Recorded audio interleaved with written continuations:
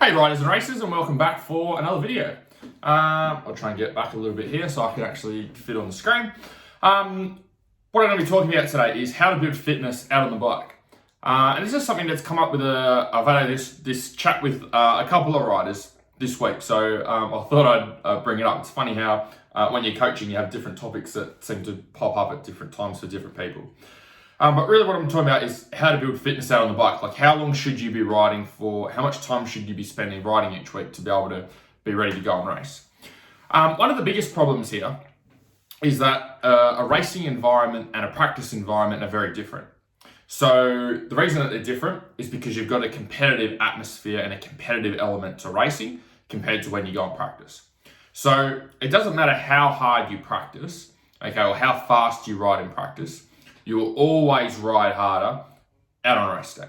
And there's a few things. You've got adrenaline pumping, there's nervousness, anxious energy there's that competitive element, maybe a little bit of pressure, maybe a little bit of healthy stress as well. That pushes us that bit further, but mainly it's the competition. Competition will always stretch us further than just competing on our own, which is why racers are faster riders than people that just go and ride in the bush.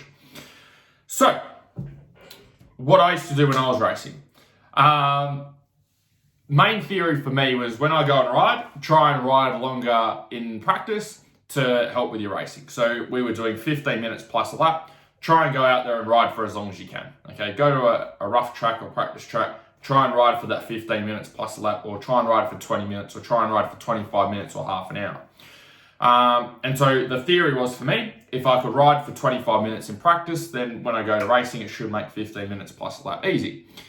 Truth be told, that's not how it worked. That's not how it works. And the reason that it doesn't work like that is because when you ride for longer than what you're racing for, what happens is the intensity is very different. So when I would go and practicing anyway, like we just spoke about, the intensity is always going to be lower in practice.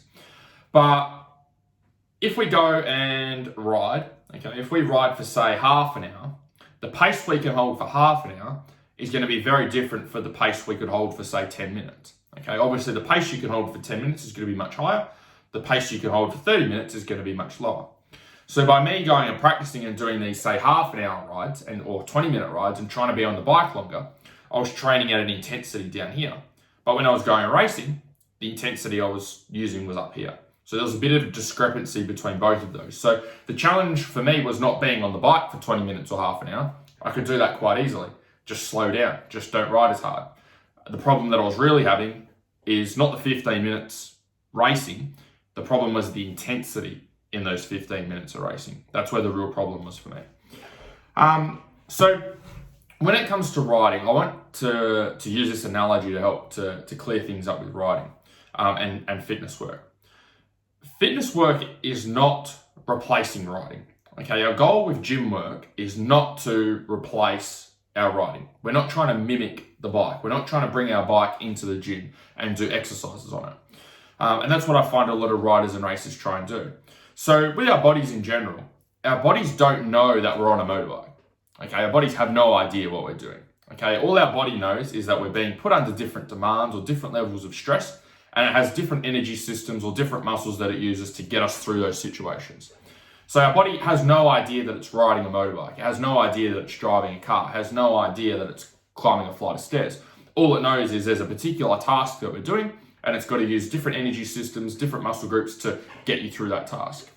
So the goal of gym training is not to replicate your riding. The goal of gym training is to elevate all of those systems in your body to give you a much higher base to work with, to support the skills and support the riding when you do get on the bike. So we're making sure our anaerobic system's good, making sure our aerobic system's good, making sure we're improving our strength, making sure we're improving our central nervous system to get all of our muscles firing together. And once we can do that and we can elevate all those areas, that gets you a base from here up to here, and that gives you a much better starting point to work with then to build your riding off. So an analogy I like to use for this is, think about a football player, okay, like an AFL football player. So for those of you that are overseas that follow me, AFL, we've got a funny shaped oval sized ball, and there's a bunch of sticks on each side of the oval, and the goal is to run from one side to the other with the ball and be able to get it through. So if you take a football player, let's say I took a really, really good football player, right? Or even an average football player. And let's say we're getting them ready for the football season. And I said to them, hey, what we're going to do is we're going to go and improve your running. Okay, AFL, lots and lots of running happening. Some people running half a marathon in an average AFL game, which is a shit ton of running. So let's improve your running. Okay, what I want you to do is not touch the ball. I don't want you to do any handballing drills. I don't want you to do any kicking drills. I don't want you to play with the team. I don't want you to kick for goal. I don't want you to do any ruck work. I don't want you to do any of that skill stuff. All I want you to do is just practice running. Okay, we're gonna get you running up to a higher standard. And so let's say we work together and we do all these running drills and we get, let's say the beat test is our standard of measurement. Let's say it goes from a level 10 runner in the beat test to a level 14 in the beat test. So we go, okay, he's got a lot fitter and his running's a shit ton better. Now again, let's say we did no skill work. We did no handballing, we did no kicking, okay, we did nothing with the actual ball. All we did was just focus on the running in our preseason. And then we go out there on the football field for football season.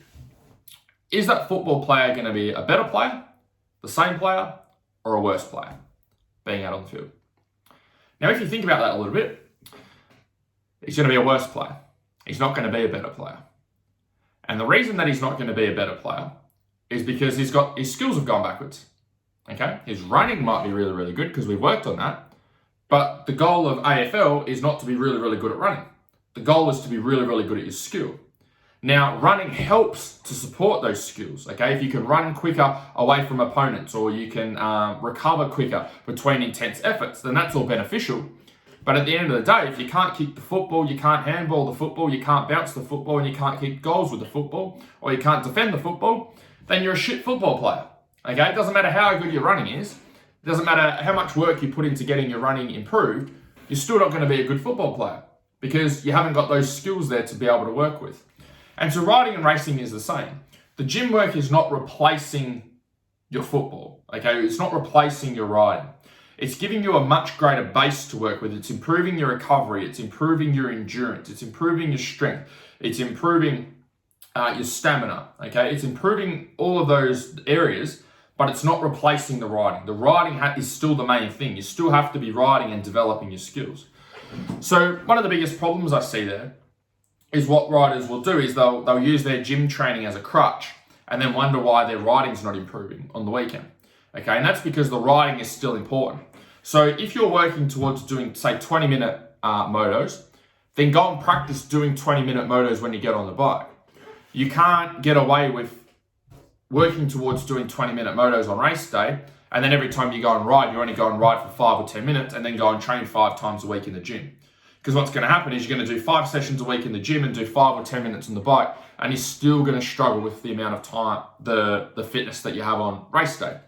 And that's because you're not doing the actual sport enough to get better at it. The same way a football player has to kick the football a lot and handball the football a lot and kick a goal a lot to be able to get better at it for game day, you have to do the same thing with your riding. Same for enduro. If you're doing 3-hour enduro races and that's what you're working towards, but every time you go and ride, you're only going to ride for half an hour, it doesn't matter how much gym or how much fitness work you do during the week, you're still going to have a hard time doing a 3-hour enduro because your body's not used to being on the bike in those exact same positions for that period of time. Now, the gym work we do, we want it to correlate over to our riding and we want it to boost different energy systems and get our body working optimally. But again, it's not replacing your riding and racing. It's aiding your riding and racing. Much like getting a football player better at running is going to help them with their sporting skills, that's what the gym work does. Okay, we don't see football players going in the gym, putting a weight on one ankle and kicking their leg up in the air, pretending to kick the football. We don't see any crazy stuff like that. Okay, because strength and conditioning and training in the gym is the base building. Okay, you still need to be spending time on the bike and adequate time on the bike when you do get out there to be able to perform better on race day, which is ultimately, I'm assuming, what your goal is. So the solution is accumulate volume on the bike for that is relevant to your type of riding. So if you're a road racer and you do 20-minute races, then when you go out and practice, you should be doing 20-minute motos to get your body comfortable with riding at 20 minutes. The other thing to work on is training your weaknesses. So another common mistake that I see, and this is maybe a little bit counterproductive to what I've just said, or it might seem like it's the opposite of what I just said. For a lot of you, for all of you, the time of the race is really not the problem. So if you've got a 3-hour enduro, chances are the 3 hours is not the problem. okay, chances are you could actually stay on the bike for 3 hours if you just slowed down. Okay, if you rode at half the speed you normally ride at, the 3 hours probably wouldn't be a problem for you. You'd do it quite easily. The problem is you can't do that 3 hours at the pace and the intensity that you want to. So this is where you need to move away from just riding for a period of time to focusing on intense riding. And you can do that a couple of ways. Again, go to the track and work on riding intensely. Or you can work on using intervals and short, sharp efforts of sprinting with your riding to help increase the intensity. So if you find that every time you go and practice, you go and do 20-minute motos, but the intensity is too low and it doesn't really help you with your racing, then go and work on shorter periods. Do 3-lap sprints. Do a 3-lap sprint, rest for 4 minutes. 3-lap sprint, rest for 4 minutes. 3-lap sprint, rest for 4 minutes.